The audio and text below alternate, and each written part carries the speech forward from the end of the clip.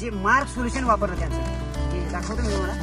हे पहा, हे मार्क सोल्युशन याची ड्रिंचिंग केलेली आहे.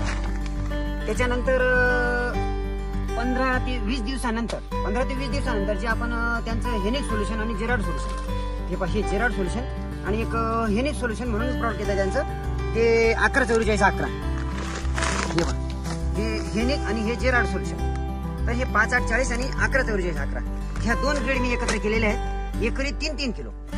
तर त्याचा रिझल्ट आपल्याला 20 दिवसांनी जे दिलेलं आहे. तर आज 60 दिवसाचा जो प्लॉट आहे एवढ्या टेम्परेचर मध्ये म्हणजे 38-39 पर्यंत आमच्याकडे टेम्परेचर जात आहे. तर त्याच्यात सुद्धा ग्रीनरी आणि खालून पर्यंत पान हिरवं राहणं, पानाचा गडद हिरवा रंग, त्याच्यानंतर फुल स्ट्रॉंग दिसणं, हे जे 5840 आणि 114411 म्हणजे जो रिझल्ट मिळाला आपल्याला.